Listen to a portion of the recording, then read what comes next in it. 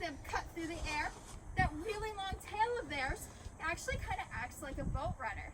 So when these guys are sprinting at top speeds of 70 miles an hour, it's going to be able to help them with maintaining their balance as they're making those really nice tight turns when they're chasing their favorite foods such as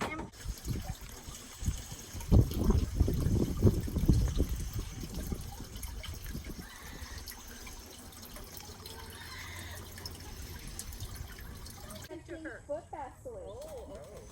Because we are going in with herbivores, and herbivores are actually very sensitive to any outside bacteria, especially if you are an animal that eats meat. So we are actually going to get ready to go on in and meet some of these herbivores, and we also have the opportunity to feed them. So I am going to step on in first. So if you guys want to get ready. Those, Kaden? They're native to South America. They are. You are absolutely on Dad, it. is it going to be an earthquake? Okay, let's stop talking about that. We're okay. Yeah, so the cavies Is it going to be an extremely massive earthquake? America. And these guys are actually the second largest rodent found down in South America, next to the... Do we know what the largest rodent in the world is? Capybara. Yes, you're absolutely correct. Yep. Are we going to talk about earthquakes? No, we're talking about the capybara. Yep, so with these cavies, we also like to call them our spare parts animal. Saying that they have ears like a rabbit, they can hop like a roo, run like a deer, and also dig like a groundhog. Now you guys are also more than welcome to feed Piper, our Bennett's wallaby, who's standing right here. Hi. Make sure it's been pretty dry environments. So what do herbivores like to eat? Plants. Plants, that is right. So these guys are going to go out and try and find those nice, luscious, and leafy greens to help them get a lot of their water intake. Now these guys, both wallabies and cavies, are actually a prey species. So down in South America, these guys CGI might actually animals. end up getting preyed upon by maybe leopards or maybe large. All she needs to do is just lean back on that tail a little bit, kind of using it like a kickstand. And then to defend herself, she's going to take one swift kick from those very powerful legs. And it's actually enough to break bone. So I don't know about you guys, but I definitely wouldn't want to come across a wallaby or a kangaroo who wants to defend themselves. Now, kangaroos and wallabies are marsupials. So what exactly is a marsupial? An animal that carries babies in the pouch. You are absolutely correct. For about 6 months. And then it's time for that baby Joey to hop out and also crawl alongside mom. A massive earthquake. Okay. Oh, I'm so sorry. Go slow, Brandy. She's like, I want to see things. Bambi. Bambi. Where's Bambi? Katie, see, you're scaring me. Bambi. Sorry, thank you for being so Oh, patient. absolutely. Yeah, you guys take it. These are wild animals. They are? They are. You're absolutely Earlier, I correct. thought my head. You did. Because of the massive earthquake. Yeah, And she's your like, giant I head? want those Yes. today. I want something nice and salty. Do you guys have any questions? Want to tell her anything that she missed about the wallabies? What do you miss about the wallabies? No, did she miss something? And what are some other facts you know about the wallabies? They are endemic to Australia. You are absolutely correct, which can actually lead me into one of my last couple of points. A lot of people might find, oh, you guys be nice. We're fighting because the dominant male is not over here right now. So a lot of people might find it's a bit strange that two species from two completely different parts of the world are actually housed here in the same enclosure. But that's because these guys share that similar social structure, meaning they are both prey species out in the wild. So they will have those really big ears and those eyes, but both species also share similar vocalizations. If something of these guys doing that really funny laugh of theirs at the break of dawn, nobody's really going to be sleeping through that. I know I for sure would not. Now these guys are actually the largest member of the kingfisher family. But believe it or not, kookaburras don't really like to enjoy eating fish too much. What they do prefer to eat, do you guys know what these guys prefer to eat actually, other than fish? Jaden, do you know what they prefer to eat? Insects. Insects? Yeah, they will definitely eat insects. Do we have any other guesses maybe? Anything Really? fruit, still on the meaty side. What else do they eat, Kaden? Do you know? What meat do they eat besides fish? Carnivore, piscivores. Yes, actually. They. Ooh. Now, he may seem big, but his species is actually the third largest tortoise species in the world. So he is actually still growing. Oh. Now, do you guys have any guesses on how old you think he might be? I'd say 60. 85. Someone said 60. I said So 60. we estimate he might be about between 60 and 70. Now, Big T here was actually someone's pet at one point. Oh. Because these guys actually do love to dig out in the wild as well. He didn't have a den provided for him, so he actually dug under the fence and actually got out. Oh. Now make sure he doesn't step on your guys' feet. Oh, because they're I thought a lot the water. heavy. But you guys are actually more than welcome to give him a nice little scratch on his shell only. Oh, you want to touch his shell? Just his shell. But there are definitely a couple differences. Servals are much, much smaller, and they are the only cats that have both spots and stripes, making them unique in many ways. But one of my favorite things about these guys is their ability to hunt. If we were to compare a serval to a lion when it comes to hunting success, a serval has an 80% rate. Excuse me, I cannot speak today. An 80% success rate. There we go. With catching their prey. Yes! I was just about to ask the question. He asked This here it. is one of our bear cats. You guys are on it. You so know your animals. You guys should become educators as well. That's what I told him. I go, maybe one day when you're older you can work here. He's like, Yeah, absolutely. or volunteer and tell everybody. Yeah, of course. Yeah, so this is one of our bear cats. Now there is another name for these guys. Do you know what it is? What's the other name, Kaden? Do you know? Binturong. You are absolutely correct.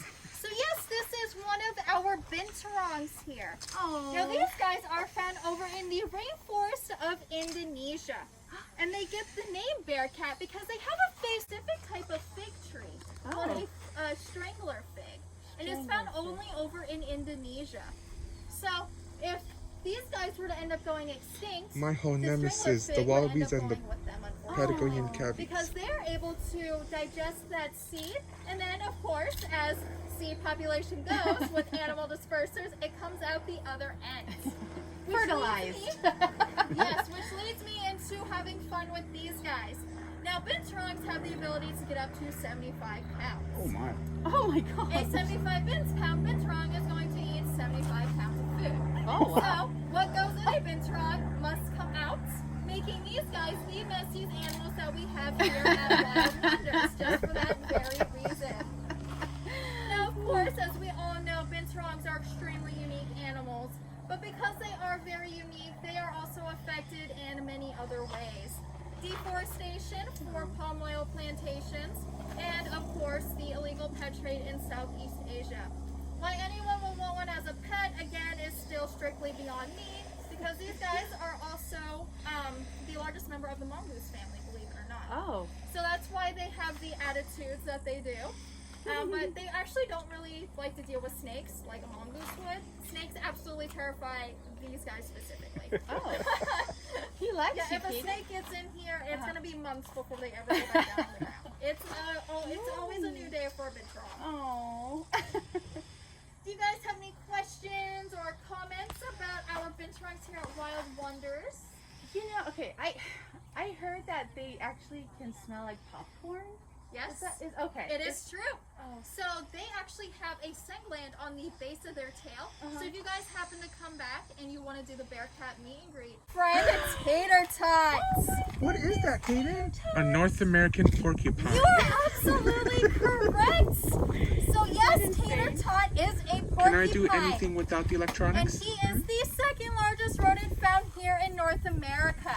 Now here in North America, what is the first largest rodents? In North America. In North America, Kaden? do you know? Beaver. Yes!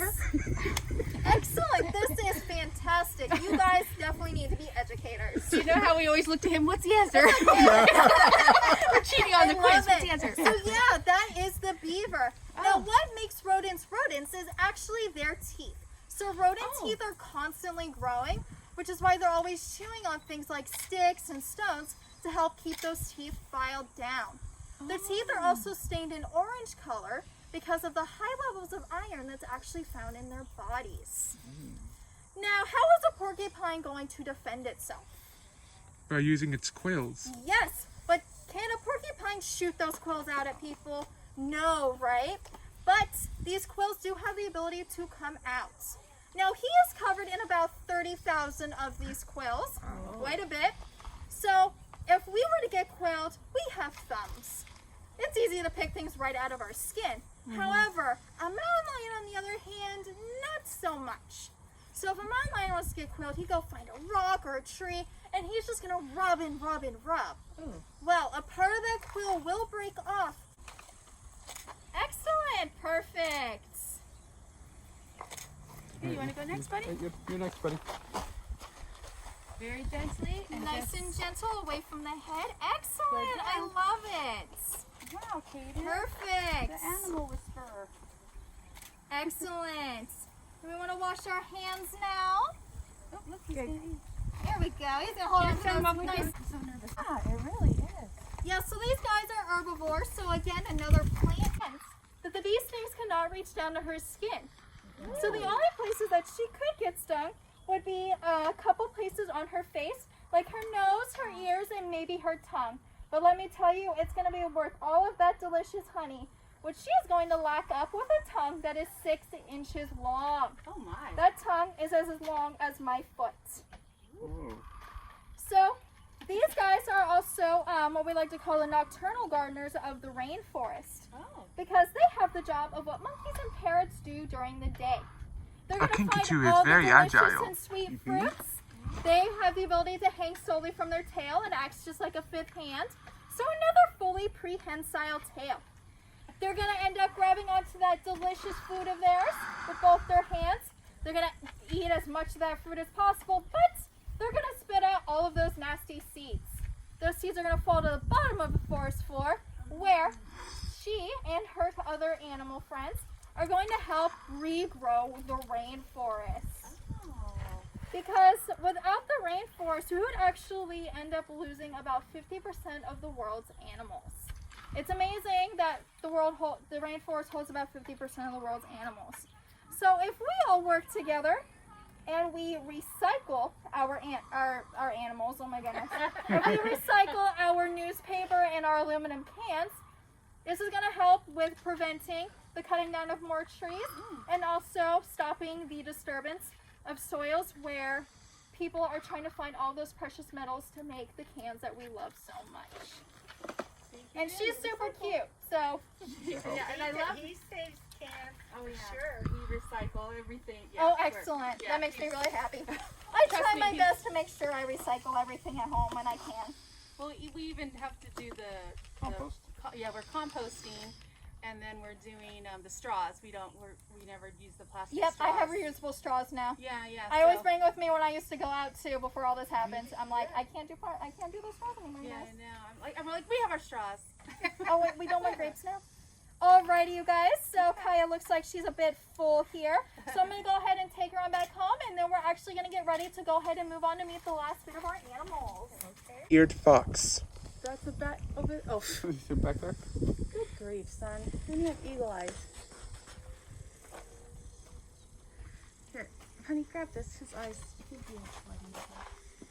Here, you wanna walk Sorry, here? Courtney. Hold on one second. Where's he sweating? So he has over 3,000 spines, but he doesn't have any spines on his nose, his belly. So what do you think he does to protect himself? What is he Please do not lean on me. Yeah. Yeah. Well, What do you, how does we he don't protect lean on himself? him. Yeah. By curling up into a ball. Hey, what? What It is it? curls up into a ball. yes, that's good. Yes, he curls up into a ball and he protects his underside, which don't have any spines on him. Do you want to pet him really gently, Kaden? He's very. Yes, he's very I think pokey. when you got scared. Yes. I knew somebody So who had cute. one for a pet. They're not legal here, right? No, they're not. Yeah. Ooh, they're Dick's prickly. wife in New Jersey, Monica. Yeah. Well, that's New Jersey. I don't think they're. I think ferrets too, right? It's Aren't like the ferrets Wild West illegal? over there. I don't know. But yeah, so he curls himself up into a ball to protect himself. He, Oh my goodness! Look, Caden, he smells you. yeah. He's like, "Who's that big guy over there?" Yes. Do you guys have any other questions? No. So, do they kill the poisonous snakes and then eat them, or? You know, that's a great question. Because I'm thinking, how do you? I don't know. I'm How do you kill? Yeah. Yeah, absolutely. But yeah, About 19 babies 2 times a year. Now, just like with my wallaby friend that we met, opossums are also marsupials. So Just that like the means- wallabies. Yes. Yep, exactly. Now that means that if he was a girl, he would have a pouch on his tummy, right? And that's where their babies that are also about the size of my pinky nail will also develop. So you need a nail trim, boy. Goodness. Now, as you guys might be able to see, opossums are basically all face. Because they are all face, they have about 50 razor sharp teeth shoved right into that little mouth of theirs. It doesn't leave a lot of room for a brain. Unfortunately, opossum brains are only about the size of a grape, making them very primitive animals. So they don't have the ability to think, it's the middle of the night and I'm in the middle of the road, I should probably move out of the way to not get hit by a car. And unfortunately, that's why a Not lot get of hit these by a guys car. are seen as roadkill. But again, we are making up for that with about 32 babies in the same year. Wow. Jeez. Alrighty, so if I can get him off, I'll put him here. We'll do this first. Here, come here. Yeah, there we go. No, you're okay. You're okay. Here we go. So I'm gonna get him down in here, and you guys, with a nice little hand, avoiding. Opossums are actually very clean animals. After they eat, they're constantly grooming. A They lot play of dead. people tend to believe the myth just because they're ugly that they have the ability to carry rabies, when in fact only about 1% of the opossum population can actually contract rabies because their blood temperature is too low for the rabies virus to survive.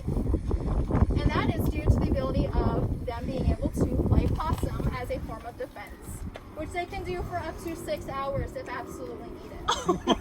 Yep. My kind of nap. That's just lazy. Yeah, exactly. Maybe you're part Actually, possum. Stitch and his sister Lilo are actually a couple of our newest ambassadors here at Wild Wonders. So they're still getting up there in age. They're only about maybe 6-8 months old. I used to have possums in my yard every night when they were building the new homes, and they still had all the fields up. They would come and raccoons. They're oh, very my goodness. well adapted critters. Yeah. Your normal backyard animals, He very is well so adapted, just like raccoons. They know where to go.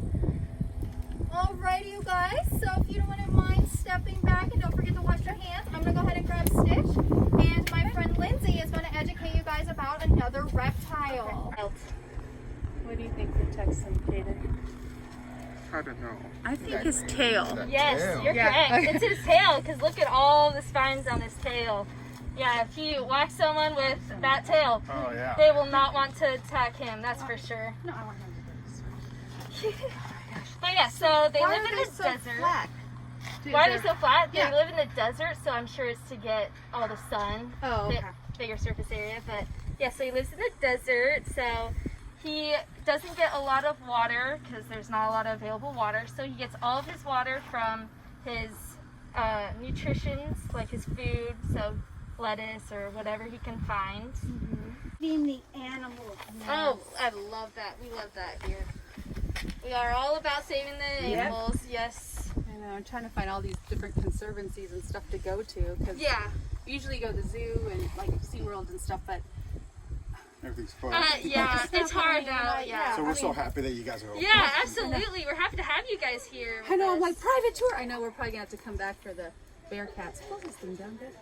Oh, the bear cat? Yeah. Oh, I I saw the love it. wallabies, but yeah. Yeah. Totally. See the baby wallaby too? Yeah. Oh, so cute. They're wait, the baby one? Who's the baby one? I don't think he's There's a Probably little baby Oh, one. in the Oh, in the corral? pen? Oh, yeah. Oh, Yes, yeah. yeah. Yes. Yeah, she's Piper. about Piper's the other one, the Oh. bigger one that's usually around. But we have also a baby wallaby that. Oh, I was- was missed it. Did you see it? I think she's talking about the one that was in the cage. But You guys have any more questions for him? didn't you have any questions for her?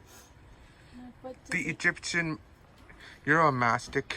Yes, Egyptian Uromastyx. Good job. Its legs are spread out, not together, just like the alligator. Yeah, they walk like Yep. this. Absolutely. Nose, so they're actually tasting and smelling at the same time.